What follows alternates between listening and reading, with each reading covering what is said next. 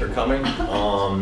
We here have had a great semester, and we hope that we can, send you back to California on your way with something. But really, we've all really enjoyed working with Mazda to kind of like come to these conclusions, and it's definitely been a process to get there, but definitely a learning process, and that's been very beneficial. Thank you. The sales process is long. We learned this when we went in to do a test drive. But that's really just talking about the context of putting an iPad into a sales dealership. It's too long of a process, and the problem is that the technology isn't contextualized. That context is what allows it to achieve full utilization, but that's really just not going to happen if the human factors part isn't fully taken into account. So Mazda's a racing company, but when you walk into the dealership, it took us probably an hour to get in the car for the test drive. So let's put the pedal to the metal. And when I walk into that dealership, I want to be driving a Mazda. I've driven one for a few years, and it was really an experience. Like that was a car that I actually really liked.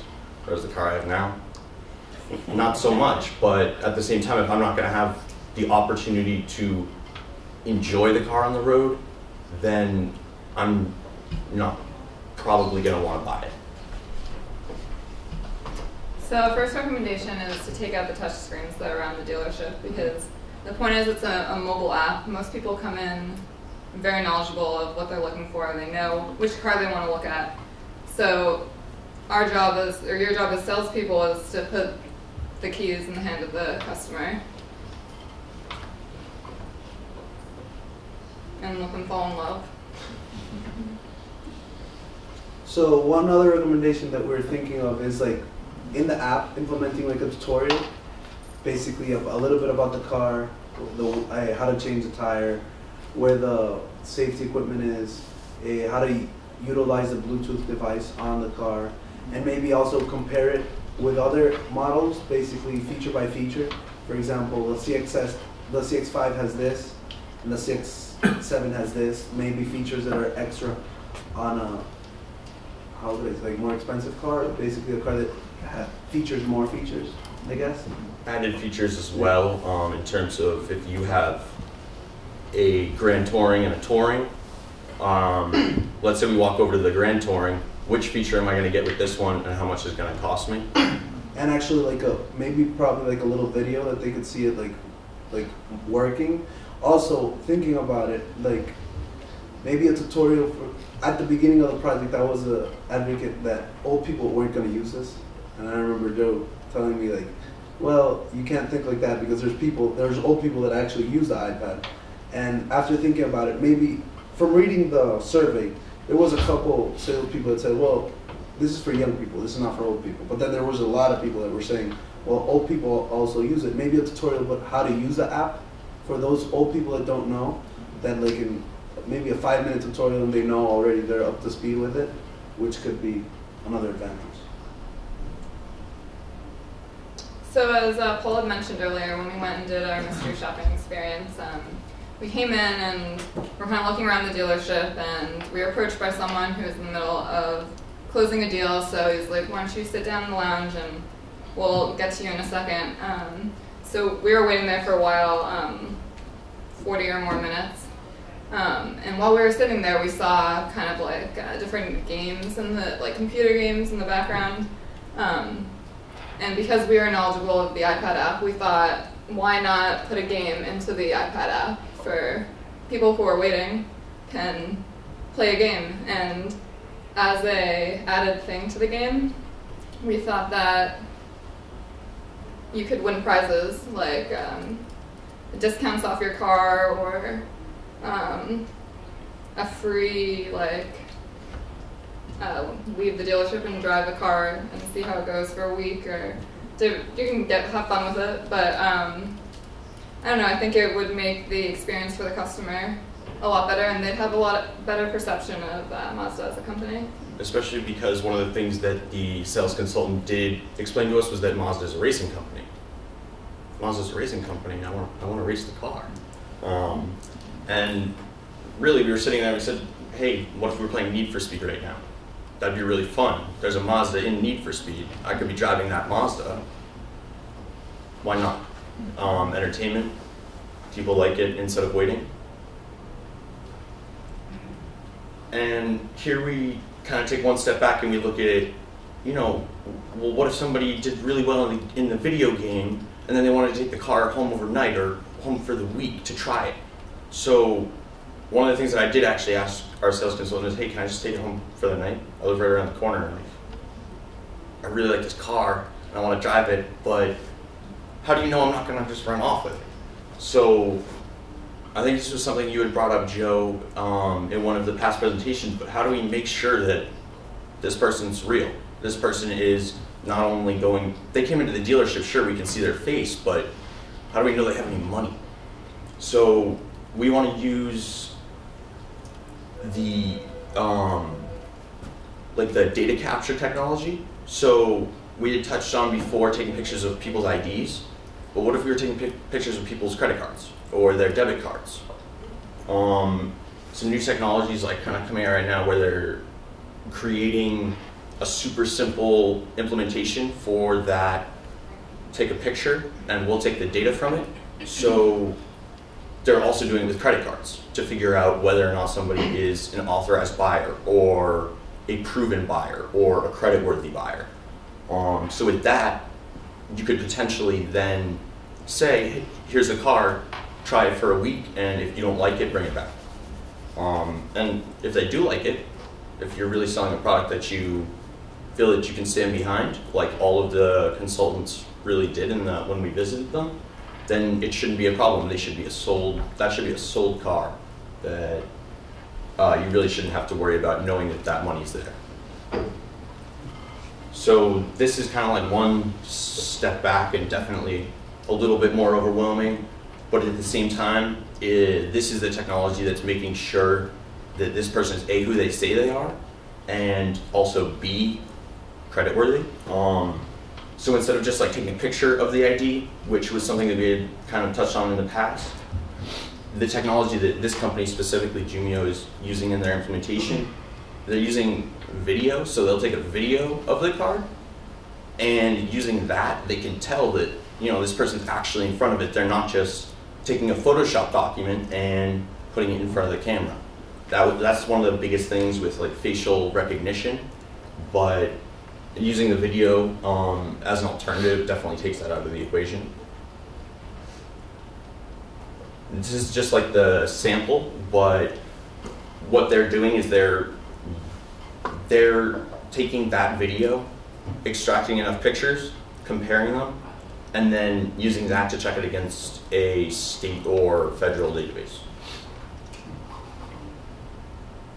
This, again, is the credit card capture is something that we can use in addition to like a driver's license capture.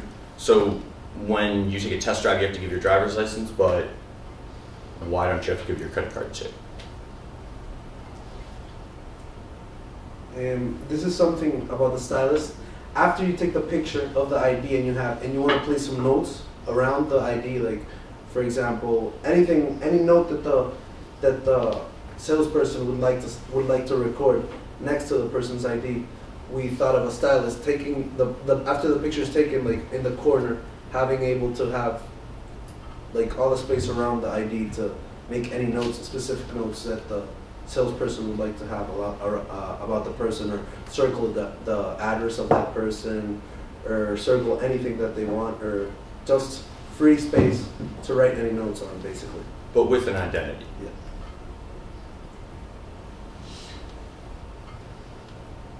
We've been talking a lot about incentivizing these buyers, but where's the incentive? Why would they want to include the iPad in their sales process? So maybe if it was a game, maybe if it was entertaining, or maybe if they could get something out of it. So these were ads that we saw from other Mazda dealerships just on the internet, but that we felt were pretty powerful just because people, I mean, they want a Mazda, sure, because they're going to come all the way to the dealership, but they want, at the end of the day, they want something outside of it. And being in a commercial because they took a test drive with an iPad, that's a very cool kind of social implementation there.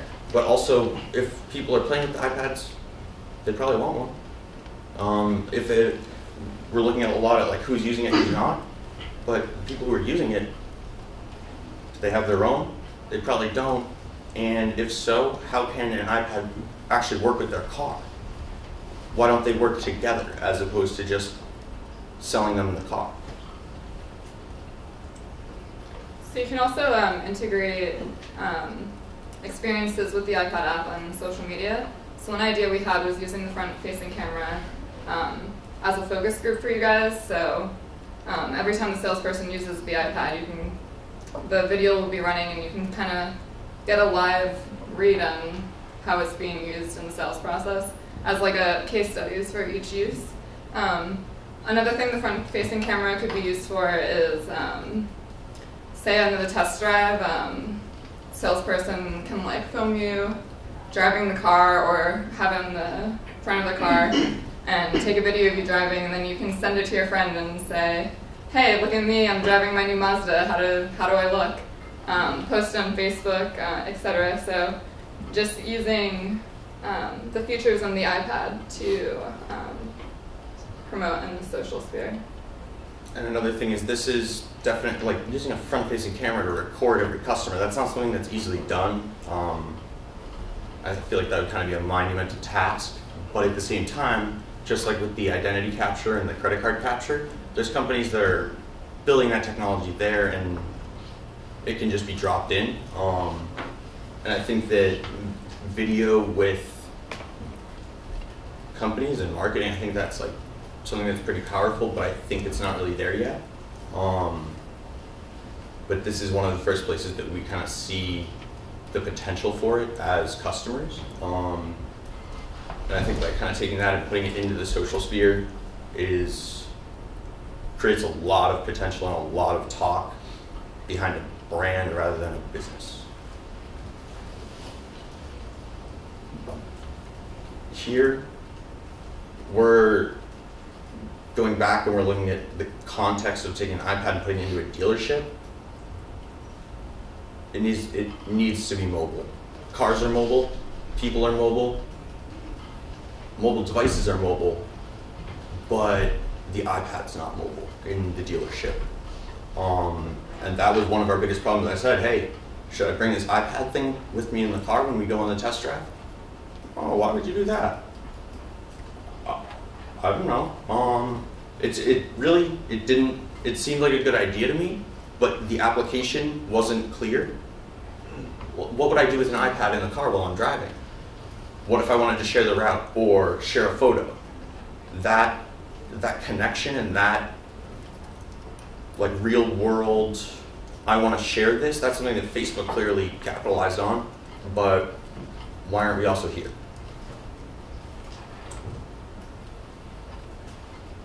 So in a dealership, there's also a lot. So contextually, you don't really just have a building where, like in a retail store, you might have a security system to beep when somebody walks out with a product. But since we also have the outside to take into account here, how do we make sure nobody's walking off of the lot rather than just out of the building with the iPad? That can be done using that Bluetooth 4 technology, which the iPad 3 now has built in, but also not only just from the building, but from the lot. So if you do have people outside with the iPad, how do you know that they're not going to take those few steps or take their shopping carriage past the yellow line so that at that point it locks up? The same thing can be done with the iPad. So that when you walk outside the lot or you walk outside the border, it just turns off and you don't have access to anything else. Here, we just wanted to touch on the content caching again. Take the internet out of the equation. If the internet's the slow part, why bother? Have it integrated to the actual iPad. in there. And after a couple, like after it's inside the store where there's internet, for example, maybe update it if there's an update or add inventory. But like for example, if you were the person outside the lot, it already updated while you're inside. But then when you're outside, if there's no internet capability, you're still working the same way because you were just out with a client for an hour or half an hour or whatever. But when you're inside the lot, it's updating and keeping the inventory up to date basically. But like in half an hour, your inventory is not going to change that much. So even in a day. So here, we know that, you know, we see the commercials on TV of people putting effort into designing these cars, and they're beautiful. Unfortunately, I can't necessarily say the same thing about the app, but I think that the user interface is key, and the way that the people are actually interacting it is what will make it work, sell some cars. You guys need to wrap up.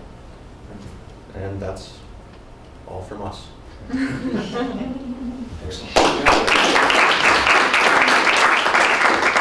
All right, questions, please. No, you want to kick it off? I'll start off this one. All right. You know what? I've got to tell you what I like about you guys the most is you just will just go out and you come up with ideas that, like if we work together, I want you guys to work with me because go ahead. You want in? No. Gotta tell you what I would do. Because, you know, I've done venture deals and all this stuff.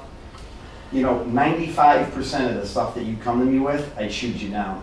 But 5%, we have $1 billion idea. You know what I mean? Because you're saying stuff like, so like when you're talking about taking a camera in the car and sharing and stuff, salesperson has to read who would actually like that. You know what I'm saying? Because when we get them in a car, our goal is to have them, they can't do this online. This is smelling it, feeling it, doesn't handle right, does it? So most customers will want that, but you know, and they'll want to just focus on the car. A few may freak out if I say, hey, look, I want a social media, and I start blasting pictures of them.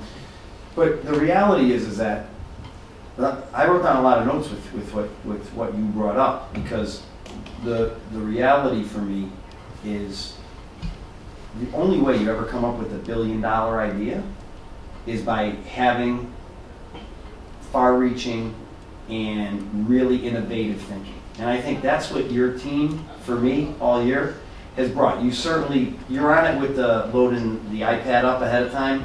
We've already worked with guys right now to say, we can pull all the data, when we go to do an update, we can also extract the data we're looking for, but we've got to have more on there because the slowness of the internet is killing utilization. You brought that up, you know, your group was the first to really bring that suggestion in. So you have some real hardcore stuff, then write down, and then you have some real visionary type of stuff to say, you know what I mean? So we understand you're here, but should we build this thing to where ultimately we want to be? And that's what I liked about your group, is that you're way ahead. Like I said, I probably knocked down 95% of the stuff, but the idea that we came up with would be valuable for sure. And that's a real, you know, it's great because it's totally different personality from the last presentation, which I enjoyed immensely as well. But it's what makes this special to me, because I got a lot of stuff in there. The thing about, you know, there's a lot of concerns. You know, look, I know people, we call them the mooch. You know, remember Perry, the guy, the mooch customer, the one that we don't want? Those are the people that wear clothes, then return them, you know, and stuff like that. Those are people that eat a full meal at a restaurant and then go, oh, it wasn't good, and they look for a freebie. They're just manipulators. You know, the credit card thing, customers, we'd have to do a driving record scan of the customer, which cost me, because if I gave a guy with a DUI, 2 DUIs, because he had a credit card, a card he used for, number one, my liability would go through the roof, but number two, you know, some people would come in and say, look, I'm really interested in it. Meanwhile, their parents are coming from Kansas and they want to show them that hey, check out my Mazda that I own. And I could just see that the mooch is affecting our business. But again, that idea is not far off though, because, you know, getting someone in a registered car that you find that's credible and having them take it home and drive it on their roads and park it in their garage, That's powerful. So that was my sense. My sense was very, very visionary, very forward thinking, a lot of poking and testing. Why wouldn't they? Why wouldn't they? You know, those type of questions. And, you know, in summation, you know, I love that shit. So. Yeah, absolutely. You know, I mean, I changed your team name to Team Out of the Box. So. Just jumping off what Joe said, I mean, you know, the while you're waiting thing, the Jumio, the front-facing camera thing, I mean, that's pretty cool. Something happens when you get older, you get hammered into that corporate box, and it's refreshing to see that youthful side that comes out with all these great ideas. So, very cool stuff. And the while you're waiting thing, I mean, there's nothing better I like doing than to spend Joe's money and maybe winning, you know, games and giving away accessories at Joe's store. I think that's a great idea. So I think we really should take that one and run real hard with it. But, no, great stuff, guys. Great out of the box stuff, and a lot of thought starter stuff for us. So thank you. The power of an overnight test drive. There's no way to quantify it, and I think that was your definite highlight. I think that it's kind of up to the dealer to do it. Automation in that area, I don't know how that would work. Oh, just give me your credit card and give me your driver's license, and I'm going to hit your card with $500 if there's a little ding or dent in it. I don't know where that would all shake out, but great stuff there in your commentaries. Thank you. Yeah, nothing different than me, actually. Joe said it. I mean, I think you know. I remember when I was sitting in undergraduate class, and I was looking at, done a couple case studies, and I remember looking at the company coming in and going, wait, these guys are a little out of date. I kind of feel like I'm that out of date guy. Dinosaur. I've turned the corner. I mean, you know, same stuff. I mean, really, it's you know, a lot of out of the box stuff. I'd say there's a good number of them that make me wince a little bit just thinking about them. But as Joe was saying, it's very much you gotta push that group right there. You gotta push the envelope, and I think, you know, just keeping those in mind and always, you know, taking a note of where you are and what's possible with this is what this is about and how it's going to maintain, you know, keep us kind of on the forefront of this, at least with our industry.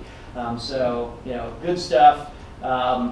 The info acquisition was interesting. You know, as Dan was talking about, I'm not sure about that one myself either. As far as the step-by-step tutorial, I really like that, especially for the sales consultants or the users of the app. I think that makes a lot of sense from a training perspective, and just making sure that, you know, we can have some sort of reinforcement on how to use various elements of that. I'm a little more iffy on the for consumer part. You know, we do have stuff in there, as I'm sure you guys have seen, as far as videos that are intended to walk people through various features, but to have it in more of a step-by-step form, I think we have to think through that one a bit more. But lots of good stuff, lots of, you know, out-of-the-box stuff, as Brian was saying. So you know, really appreciated it. Yeah, good overall. Thank you very much. Maybe as you were talking about how, like, for the salespeople, as you update, maybe implementing a new tutorial for those people that are selling the product, basically saying, like, look, these are the new features on the app. Exactly. Learn about it, and you don't have to, like, get a room and put them all together in a room and spend the day, or using half a day. Like, take half an hour of your time with the dealer, watch it, and now you know. When they log in, force updates. Yeah. Because you know what they've already used in terms of not only app versions, but also how often and if they actually know it or not. Yeah, and that's one of the biggest challenges we have from a training perspective is we've got a finite budget. We only get a chance to train our sales consultants a certain number of times per year with that budget. So, you know, talking about the UI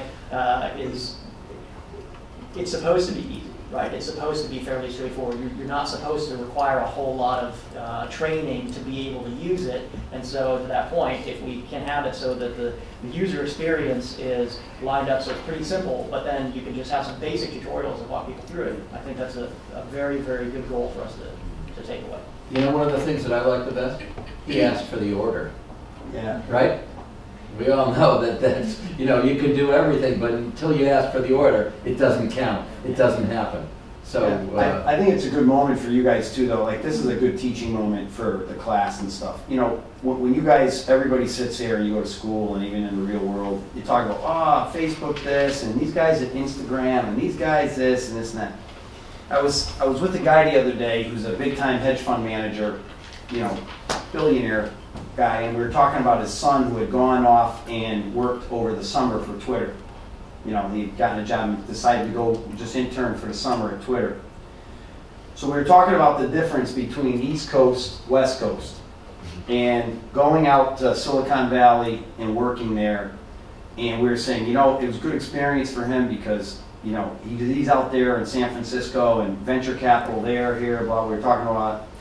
But this is a Northern California presentation. There's no fear of failure out there. There's a fear of reaching far, and there's no fear. There's no fear on reaching far on ideas. And it's very important because sometimes we talk about venture capital with a bunch of buddies of mine, and we say, look, we're up in Boston, but Boston people are more, you know, theory versus reality, this. They're more theory out there. But when something sticks, it's huge. And they get to, wow, this company has a $2 billion valuation. This company has an $800 million. And you sit there on the other side of the article going, what the? It's because they believe, who would have thought Instagram, right? Instagram's like, they get a $1 billion thing from Facebook. They go, they're nuts, Instagram, wow. Now people are doing more Instagram than they are doing anything else. So it's this attitude that you guys brought to the table. That is that Northern California, Silicon Valley, that attitude and that thought process. And that is so important because if you mix what you're doing with the First Group's thing, beautiful things happen. So I just wanted to show you guys a little bit of a teaching moment there because we have these discussions every day. So it's just a perfect example, a little microcosm of that conversation I had the other day. All right, super, man. Great job.